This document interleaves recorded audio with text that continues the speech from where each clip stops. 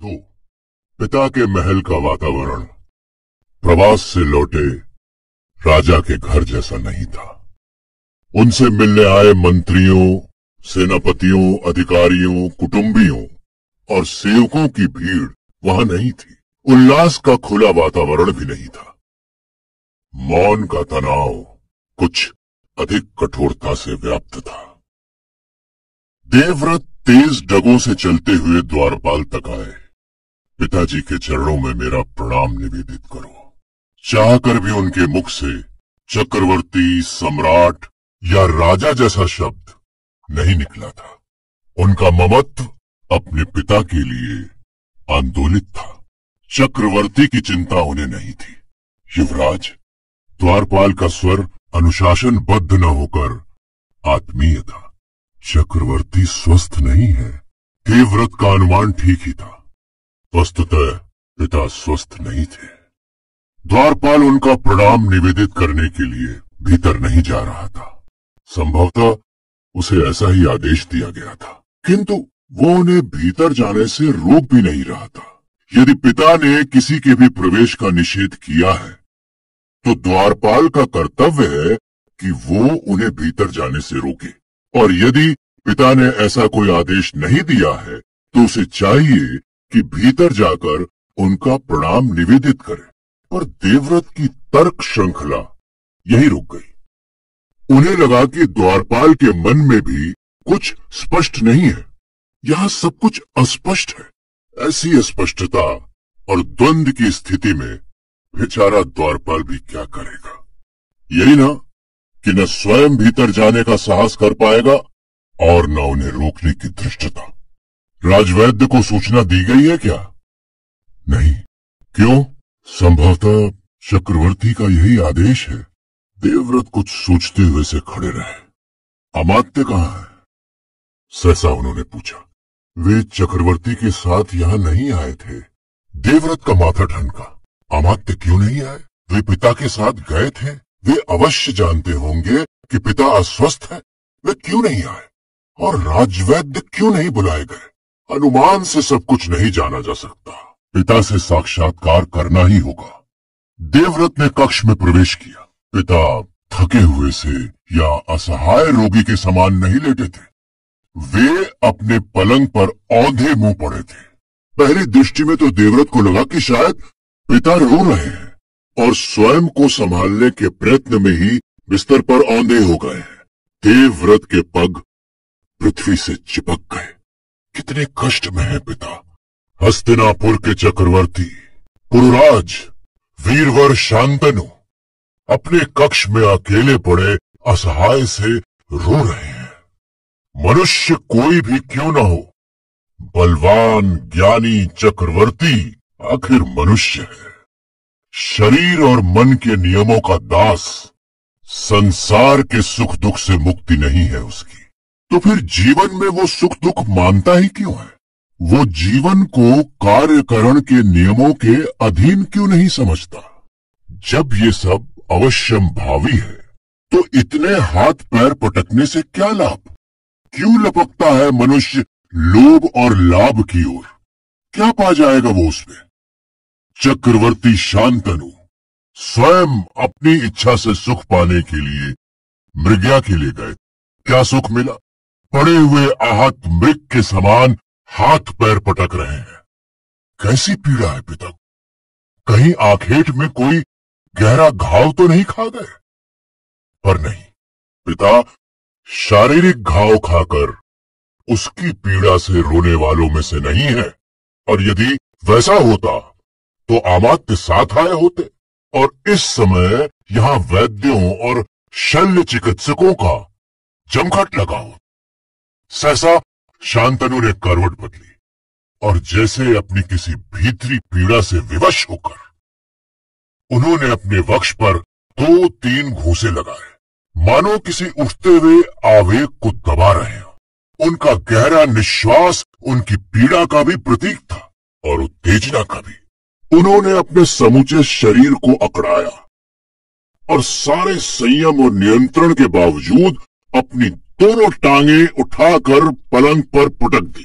लगा वे अभी नियमित रूप से छटपटाते हुए हाथ पैर पटकने लगेंगे। तो पिता शारीरिक रूप से अस्वस्थ नहीं थे। देवव्रत ने सोचा, उनका मन उद्विग्न था, पर है तो उद्विग्नता भी रोग ही। पिताजी, देवव्रत ने आगे बढ़ पिता के चरण छुए। शांतनु ने उठकर पुत्र को गले से लगाया, न कोई आशीष दी। लोकाचार के अभ्यास की बाध्यता थी जैसे। अपनी हथेली देवव्रत के सिर पर रख दी। देवव्रत ने देखा, पिता के चेहरे पर पीड़ा के तनाव की स्पष्ट रेखाएं थी। एक लंबे प्रवास के बाद पुत्र को देखकर भी उनकी आंखों में वात्सल्य तो क्या, एक हल्का सा औपचारिक हास भी नहीं उतरा था। विचित्र भाव थे पिता की आकृति पर, कभी ताप से दग्ध होते हुए निरीह जीव की पराजय, कभी उग्र मानसिकता की दिग्दाह करने की व्यग्र हिंसा। दोनों में से एक भी भाव कुछ अधिक क्षणों तक टिक नहीं पाता था। देवव्रत को लगा वे पिता से अपनी अवहेलना की शिकायत नहीं कर पाएंगे। इस प्रकार पीड़ा में तड़पता हुआ मनुष्य दूसरों की भावना का क्या सम्मान कर पाएगा। फिर देवव्रत ने तो बहुत पहले ही स्वयं को समझा लिया था कि वे अपने पिता से क्या, किसी से भी कोमलता और स्नेह की कोई अपेक्षा नहीं करेंगे। आप अस्वस्थ हैं पिताजी? शांतनु ने एक क्षण के लिए स्थिर दृष्टि से पुत्र की ओर देखा और फिर जैसे सायास अस्त व्यस्त से उठ खड़े हुए। अपने उत्तरीय को ठीक करने की व्यस्तता में इधर उधर टहलते हुए वे उत्तर को टालते रहे। देवव्रत के मन में जिज्ञासा जागी, वे प्रश्न को टाल रहे हैं या स्वयं देवव्रत को ही टाल रहे हैं? और पिता की आंखों में थोड़ी थोड़ी देर के लिए उभरने वाला अपने प्रति उपालंब का वो हल्का सा आभास। पर उपालंब का कारण? अस्वस्थ नहीं हूं पुत्र। शांतनु अपना मन कुछ स्थिर करके बोले। चिंतित हूं, चिंता से पीड़ित हूं, चिंता की चिता का दाह सह रहा हूं। देवव्रत के मन में आया, कहें पिताजी आप उत्भ्रांत लगते हैं, आपका आचरण।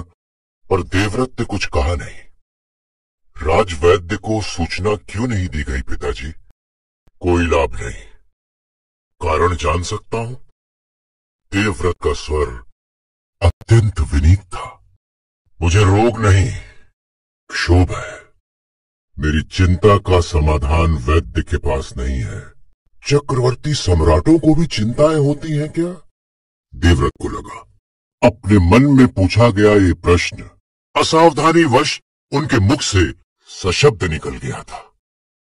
पर प्रश्न का दूसरा भाग उन्होंने अपने मन में ही रोक लिया था। चिंताओं को दूर नहीं कर सकते तो ये साम्राज्य फिर किस काम का है? शांतनु ने पुत्र को नए सिरे से देखा। ये देवव्रत अनेक बार क्षत्रिय राजपुत्रों के समान नहीं, वनवासी वैरागियों के समान बातें करने लगता है। वनवासी ऋषियों के सानिध्य में बिताया गया इसका आरंभिक जीवन इसे राजपुत्रों की मानसिकता नहीं दे पाया है। शांतनु को पहले इसका आभास होता तो वो पुत्र को आश्रमों में छोड़ने के स्थान पर आचार्यों को ही राजमहल में बुला लेते। न चाहते हुए भी वनवासियों के विरुद्ध उनका आक्रोश वाणी पा ही गया। चक्रवर्ती सम्राटों को ही तो चिंताएं होती है पुत्र। कंगले वनवासियों के पास ऐसा होता ही क्या है जिसकी वो चिंता करें? अभाव की चिंता भी चिंता होती है पिताजी। देवव्रत सहज भाव से बोले, वरन ये असुविधा भी होती है। पर अधिकांश कथ्य शब्दों के असहयोग के कारण उनके मन में ही रह गया। यदि साम्राज्यों के साथ चिंताएं ही जुड़ी हैं, तो इतनी ललक से व्यक्ति साम्राज्य स्थापित करने के लिए लपकता ही क्यों है? क्या मनुष्य इतनी सी बात नहीं समझता कि उसका स्वार्थ किसमें है? उसे किसका ग्रहण करना है, किसका त्याग? यदि साम्राज्य चिंताओं का घर है तो मनुष्य को चाहिए कि वो उसे त्याज्य माने? होगी। शांतनु ने उनकी बात पर अधिक ध्यान नहीं दिया। वे अपनी चिंता में कहीं और गहरे उतर गए थे। जाने क्यों गंगा ने मेरे 7 पुत्रों को जीवन मुक्त कर दिया। पिता जब भी इस घटना की ओर संकेत करते हैं, देवव्रत समझ नहीं पाते कि उनके मन में पत्नी की स्मृति जागी है या पुत्रों की। 7 पुत्रों को जीवन मुक्त करने वाले के लिए जो भाव पिता के मन में होना चाहिए था, उसका लेश मात्र भी शांतनु के मन में नहीं था। कदाचित उन सारी हृदय विदारक घटनाओं के बाद भी आज तक उन्हें अपनी पत्नी के रूप की स्मृति मुग्ध करती थी। संतान को जीवन मुक्त करने वाली उस पत्नी से अब भी इन्हें वितृष्णा नहीं हुई थी। संतान भी उन्हें प्यारी रही होगी, तभी तो उन्होंने पत्नी को रुष्ट किया था। किंतु संतान या पत्नी में से वो किसी को नहीं चाहते, दोनों को चाहते हैं। किंतु यदि दोनों में से किसी एक को चुनना हो तो वो किसे चुनेंगे? देवव्रत समझ नहीं पा रहे थे। अब तुम मेरे एकमात्र पुत्र हो, शांतनु पुनः बोले, और मुझे बार बार लगता है कि एक पुत्र का पिता पुत्रहीन व्यक्ति से भी अधिक दुखी होता है। क्यों पिताजी? पुत्र? पहली बार शांतनु का स्वर कुछ कोमल हुआ। किसी मनुष्य के प्राण यदि एक निरीह और असहाय पक्षी में बंद कर दिए जाएं और पक्षी को स्वतंत्र रूप से उड़ने के लिए मुक्त छोड़ दिया जाए, तो उस व्यक्ति की स्थिति क्या होगी? देवव्रत ने कोई उत्तर नहीं दिया। वे पिता की बात पूरी होने की प्रतीक्षा कर रहे थे। आकाश में गरुण, शेन तथा अन्य हिंसक पक्षी हैं। धरती पर स्थान स्थान पर पहेलियों के जाल बिछे हैं। किसी के लक्षित बाण या लक्ष्य भ्रष्ट शस्त्र का वो निशाना हो सकता है। उस पक्षी की कोई हानि नहीं भी होती तो भी आकांक्षाओं के कारण उस व्यक्ति की क्या स्थिति होगी जिसके प्राण उसमें बंद हैं। और यदि पक्षी वो मारा गया तो उस व्यक्ति का क्या होगा? शांतनु ने जैसे उत्तर पाने के लिए देवव्रत की ओर देखा और फिर स्वयं ही बोले, तुम मेरे एकमात्र पुत्र हो देवव्रत। मेरे प्राण तुम में बसते हैं। तुम एक क्षण के लिए भी मुझसे विलग होते हो तो मेरी आत्मा व्याकुल हो उठती है। देवव्रत के मन में आया कि पिता का प्रतिवाद करें। यदि यह सच होता तो नगर द्वार पर अगवानी के लिए आए खड़े पुत्र की अवहेलना कर पिता अपने महल में न आ गए होते। उसे स्वस्थ और प्रसन्न पाकर उन्होंने उसे वहीं गले लगा लिया होता। पुत्र इतना ही प्रिय था तो उसे इस प्रकार नगर में अकेला छोड़कर नदियों के कछारों और बिहड़ वनों में मृग्या का सुख पाने के लिए भटक न रहे होते। और अब जब पुत्र सामने खड़ा है तो उसे उत्साहपूर्वक गले लगाकर संतोष प्रकट करने के स्थान पर उद्विग्नता को गले लगाए न पड़े होते। पर देवव्रत ने यह सब कहा नहीं। तुम शस्त्रधारी योद्धा हो पुत्र। शांतनु पहले की तुलना में कुछ आश्वस्त दिख रहे थे। सदा युद्धों में सनद्ध रहते हो, पर कुशल से कुशल योद्धा भी किसी न किसी दिन युद्ध में वीरगति पाता ही है। यदि किसी दिन तुम्हें वीरगति मिली तो मेरा क्या होगा पुत्र? हस्तिनापुर के साम्राज्य का क्या होगा? हमारे वंश का क्या होगा? मेरी सदगति कैसी होगी? देवव्रत के कान खड़े हो गए। क्या पिता उनके विवाह का प्रस्ताव करने वाले हैं? क्या वंश वृद्धि के नाम पर पिता उनको घेर कर गृहस्थी की बेड़ियां पहनाना चाहते हैं? देवव्रत ने अपने शैशव में अपने माता पिता के संबंध में, उनकी गृहस्थी के विषय में जो कुछ जाना और देखा सुना है, उसके बाद उसके मन में गृहस्थी के लिए कोई विशेष आकर्षण नहीं रह गया था। अपनी माता और पिता की पीड़ा का लेश मात्र भी स्मरण होते ही उनका मन इन संबंधों से मुक्त होने के लिए पंख फड़फड़ाने लगता था। नारी का आकर्षक से आकर्षक रूप भी देवव्रत के मन में कहीं वे तृष्णा जगा जाता था। देवव्रत ने अपने भीतर कभी ऐसी रिक्ति का अनुभव नहीं किया जिसे भरने के लिए नारी के सानिध्य की आवश्यकता हो। आज तक किसी नारी का रूप उनकी आंखों में नहीं उतरा जो उन्हें रात रात भर जगाए रख सकता। विवाह, अभी तो बार बार उनका मन एक ही प्रश्न पूछ रहा था कि व्यक्ति विवाह करता ही क्यों है? शरीर के सुख के लिए, वंश वृद्धि के लिए, समाज और राष्ट्र के लिए? किसके लिए है ये सारा हाहाकार? गंगा के जाने के बाद मैंने दूसरा विवाह नहीं किया। शांतनु कह रहे थे, आज भी नहीं करना चाहता, पर एक पुत्र। उन्होंने रुककर देवव्रत को देखा। जिसका पुत्र होता ही नहीं उसे कुछ छीनने का भय नहीं होता, पर जिसका एक ही पुत्र हो वो सदा उसके लिए।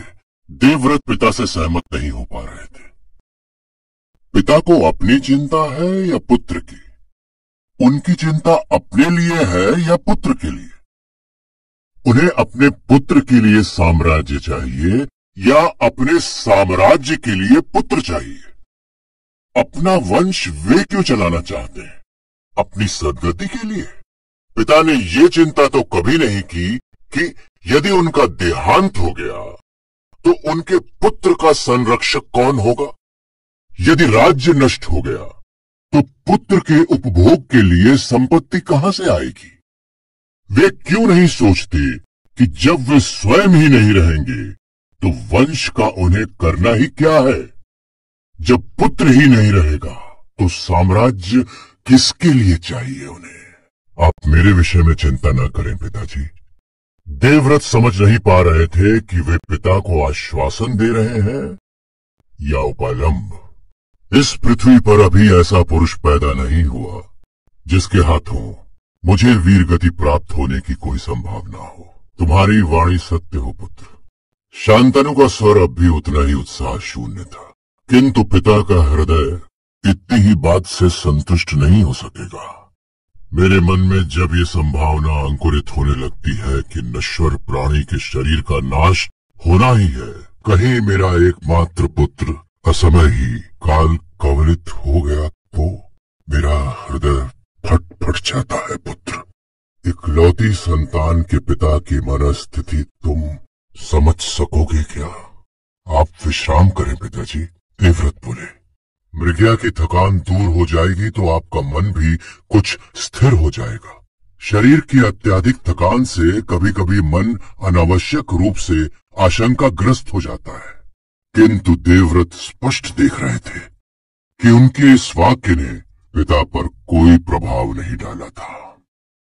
उनकी आंखें कैसे तो देख रही थी देवव्रत को, जैसे पूछ रही हो, तू मेरी बात क्यों नहीं समझता देवव्रत?